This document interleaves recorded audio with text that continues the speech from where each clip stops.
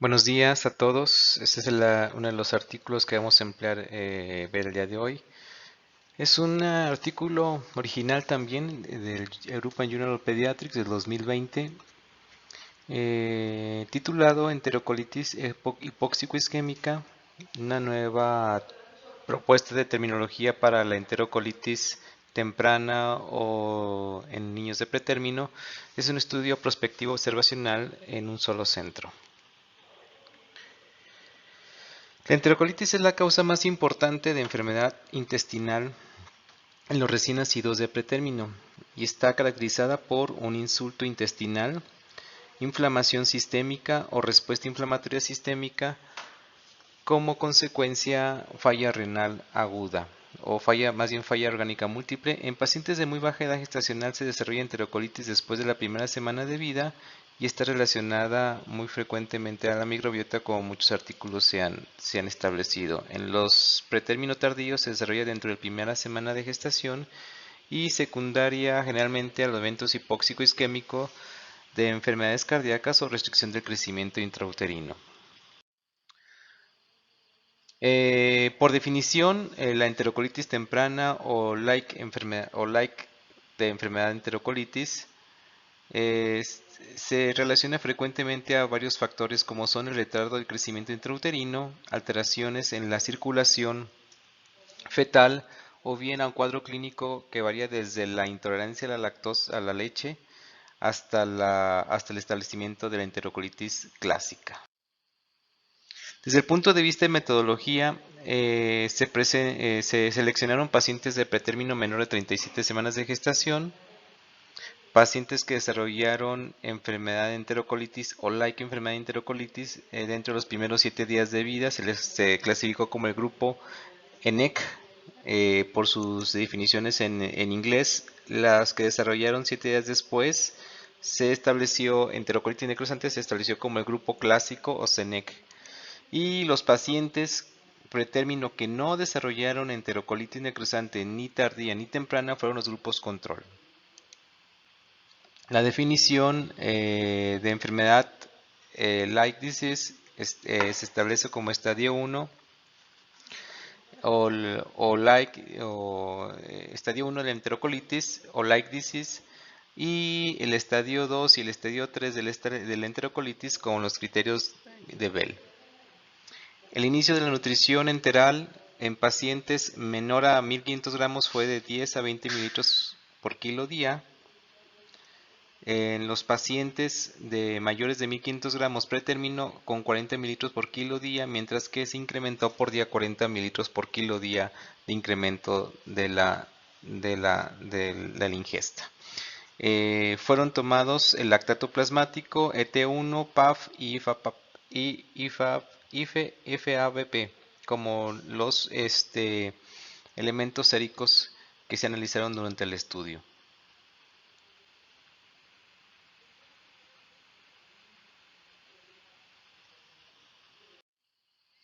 El análisis estadístico fue realizado mediante un paquete estadístico SPSS número 15, Kolmogorov Norless Test, Mann-Whitney para datos no paramétricos, chi cuadrada o prueba test de Fisher en caso del tamaño de la muestra, ANOVA para un factor y Cruz-Wallis y Convert Test para su análisis estadístico. Los resultados fueron los siguientes. Durante el periodo de estudio fueron enrolados un total de 86 niños, 24 de ellos, del 27.9%, fue asignado al grupo ENEC o enterocolitis temprana, 19 de ellos, 21.2%, a la enterocolitis tardía con los criterios clásicos, que consistían en el 22%, y el grupo control, que fue un 50% del grupo de los pacientes, 43 de ellos. No hubo diferencia significativa entre ENEC, entre los tardíos y los tempranos para la edad gestacional y peso. La diferencia se observó entre el grupo de enterocolitis necrosante inicial y el grupo control. La incidencia de la alteración de la circulación del feto, retardo del crecimiento intrauterino y la evacuación del primer meconium fue más alta en el grupo temprano en EC con el grupo control. Y bueno, aquí se puede ver la tabla demográfica en la cual se puede observar, no muy clara porque es una tabla muy grande en el artículo donde se analiza los tres grupos, el grupo control, el grupo de enterocolitis temprana y el grupo de enterocolitis tardía. En cuanto a género, no hubo diferencia significativa. En cuanto a edad gestacional, 31.1 semanas de 9 semanas de gestación fue en el grupo control, 30 semanas .9 más menos 2 en el grupo de enterocolitis tardía y 30.3 con una diferencia significativa en relación al grupo control. En cuanto al peso de nacimiento, 1600 gramos, 1137 en el pacientes con enterocolitis temprana y 1240 en los pacientes con enterocolitis tardía con una P significativa en cuanto al establecimiento temprano. Otro de los factores que se tuvieron diferencia fueron la hipertensión materna, fueron 8 en el grupo control, 13 en el grupo temprano y 5 en el grupo tardío. En cuanto a la anormalidad de la arteria umbilical en Doppler, se encontraron 2 en el paciente grupo control, 29 en el grupo de enterocolitis temprana. Aquí es que llama mucho la atención este factor, y 6 en el grupo tardío con una P significativa de 0.0001. Al nacimiento también no muestra diferencias significativas. Y en cuanto a los estadios, estadio temprano like disease contra estadio 2 o 3, puede observarse que hay una diferencia significativa en estos grupos. Vuelvo a repetir, en la tabla que les voy a enviar al ratito en su artículo, pues obviamente lo podrán ver mucho más claro. El porcentaje de pacientes quienes recibieron alimentación enteral, incluyendo mínima nutrición enteral antes de el establecimiento de enterocolitis temprana o like disease, fue significativamente más alta en el grupo de enterocolitis temprana versus el control con una P significativa de 0.27. Vuelvo a repetir, los pacientes que recibieron alimentación no enteral, es decir, los que recibieron nutrición parenteral, fueron mucho más alto el porcentaje de pacientes que recibieron fue el grupo del desarrollo de enterocolitis de manera temprana. En la tabla número 2, aquí está muy interesante porque vemos la duración de la alimentación antes del establecimiento de enterocolitis necrosante. 7 días en el grupo control, 2 días en el grupo temprano y 11 días en el grupo tardío con una P significativa de 0.01. Cuando se compara el A contra el B, es decir, el grupo control contra el grupo temprano, hay una diferencia significativa. Cuando se compara el B contra el C, es decir, el grupo temprano contra el grupo tardío, no se observa diferencia significativa. Cuando se compara el B contra el C, sí se observa una diferencia significativa en cuanto a la duración de alimentación enteral antes de la aparición de enterocolitis. Vuelvo a repetir, el A contra el B sí hay diferencia, es decir, el grupo control contra el que desarrolla enterocolitis, el grupo control contra el que desarrolla enterocolitis de manera tardía no hay diferencia, y entre los grupos de enterocolitis temprana y tardía sí hay diferencia significativa. El volumen de nutrición enteral al momento de que se instaló la enterocolitis fue de 94 más menos 23 mililitros en el grupo control, 26 más menos 24 en el grupo de enterocolitis temprana y 106 mililitros en el grupo de enterocolitis tardía. Entre el A y el B sí se muestra una diferencia significativa. Entre el A y el C no se muestra diferencia significativa con una P de .473. Sin embargo, en los pacientes de enterocolitis temprana contra enterocolitis tardía sí se observa una diferencia significativa de 0.0001.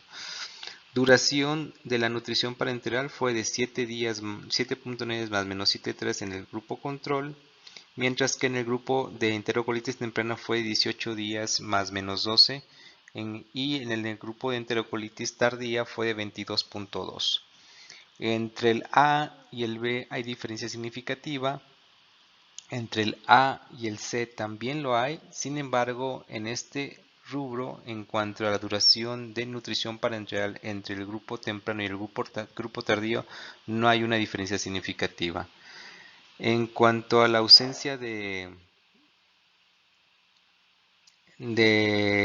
alimentación enteral antes de mínima antes del inicio de la enterocolitis, pues fue de hasta de 6%, 5%.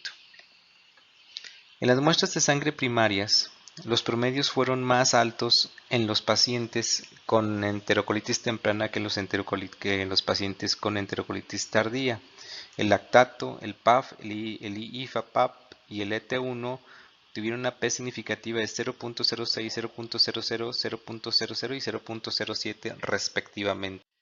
Aquí lo podemos ver en la tabla número 3.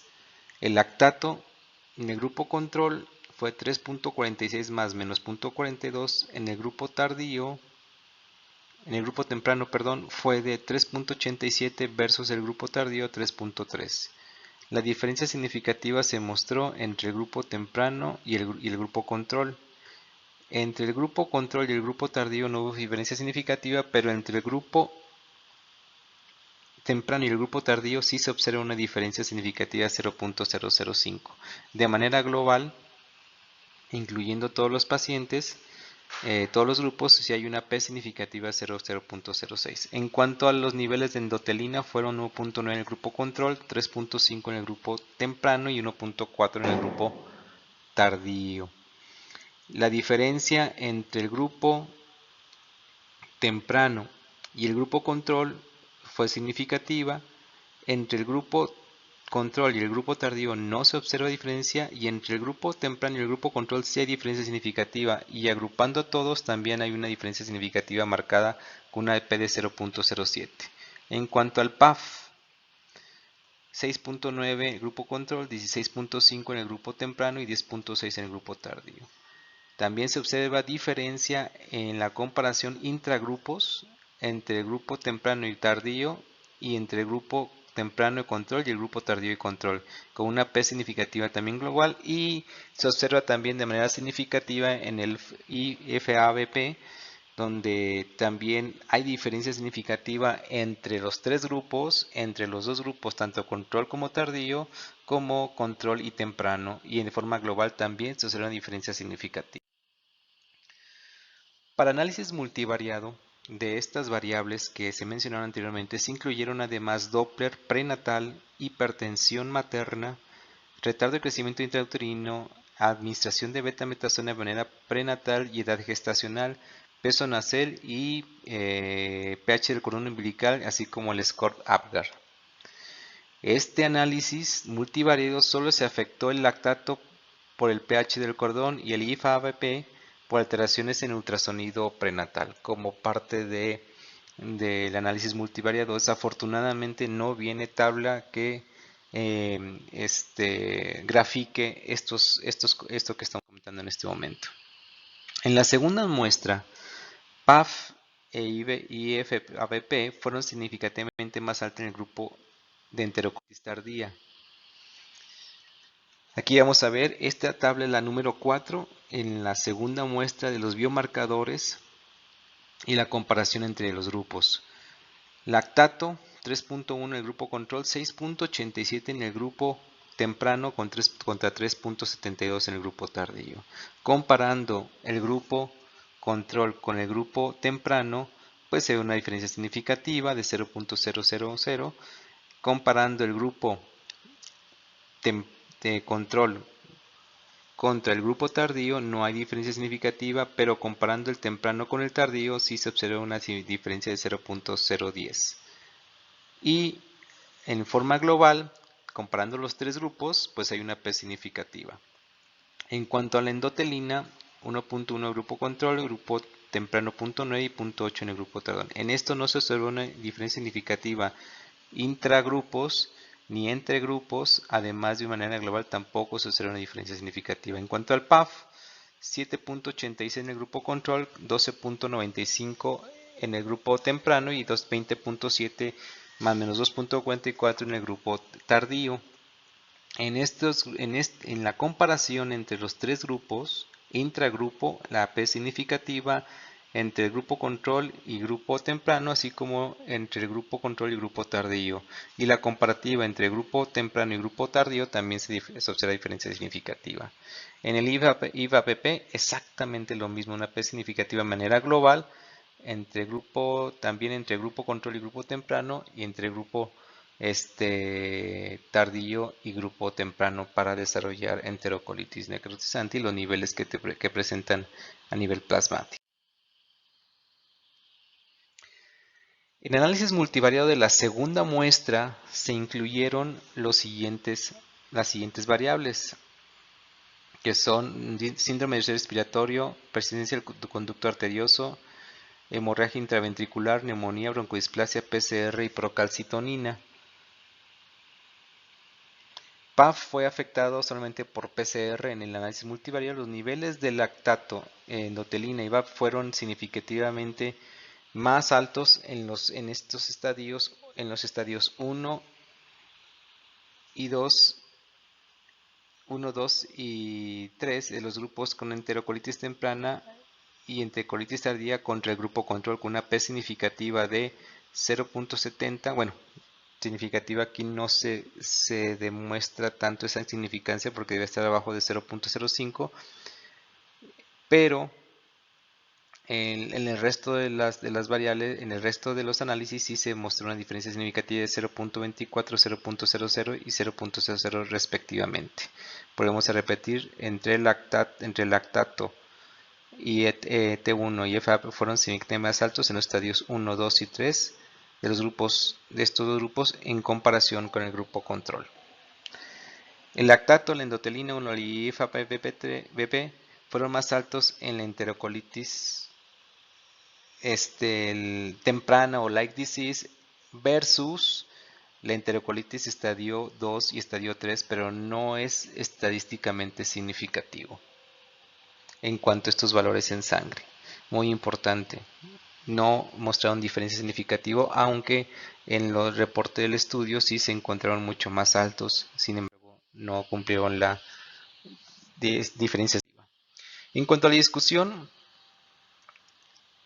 de acuerdo al estudio, este es un estudio que sugiere que la hipoxia isquémico intestinal puede ser el factor de riesgo para daño intestinal, causando de manera temprana enterocolitis light o enterocolitis temprana, especialmente en niños con retraso en el crecimiento intrauterino, así se abrevia en el artículo. Los niveles plasmáticos de lactato, endotelina 1, PAF e IVA-PP en la primera muestra, como los niveles plasmáticos del lactato en la segunda muestra, soportan la fisiopatología del evento del insulto intestinal. En el grupo de enterocolitis necrosante primario fue significativamente más alta la incidencia de retraso de crecimiento intrauterino, de alteraciones en ultrasonido a nivel prenatal, del flujo a nivel placentario y la evacuación de meconio comparado con el grupo de enterocolitis necrosante. De tal manera que la incidencia de retardo de crecimiento intrauterino en los pacientes con enterocolitis temprana fue de 79% contra 31.6% de enterocolitis tardía. En las alteraciones en ultrasonido de la arteria umbilical en el grupo de enterocolitis temprana fue 75% contra un 36% del grupo de enterocolitis tardía, y la evacuación con meconio en el primer grupo fue de 54% contra 21% de la enterocolitis tardía. Otros estudios han reportado que el riesgo de enterocolitis incrementa hasta 2 veces más cuando el paciente tiene retardo de crecimiento intrauterino y alteraciones en el flujo sanguíneo a nivel de la arteria umbilical.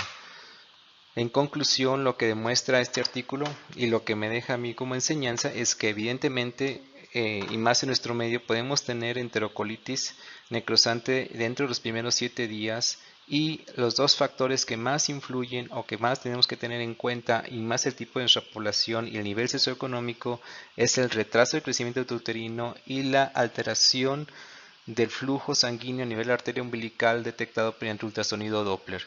Por lo tanto, esos dos aspectos son fundamental considerarlos en la evaluación de nuestro paciente prematuro que tenemos en terapia intensiva. Teniendo estos dos factores, que es muy frecuente en nuestro medio, lástima que no tenemos muy claro los flujos a nivel ultrasonido en hospitales de segundo nivel como el de Calvillo u otros hospitales, debido a la falta de recursos para hacer ultrasonido. Pero el hecho de tener un retraso de crecimiento intrauterino al nacimiento prematuro ya es un dato de alarma para que el paciente sea vigilado de manera adecuada y tener en cuenta que la posibilidad de desarrollar enterocolitis necrosante es alta.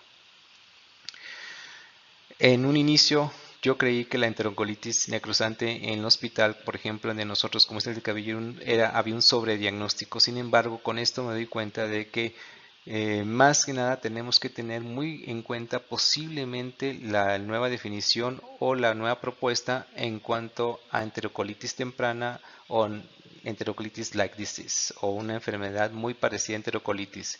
En el artículo vienen todos los factores para la definición de enterocolitis temprana de riesgo que se pueden presentar para tener esta definición.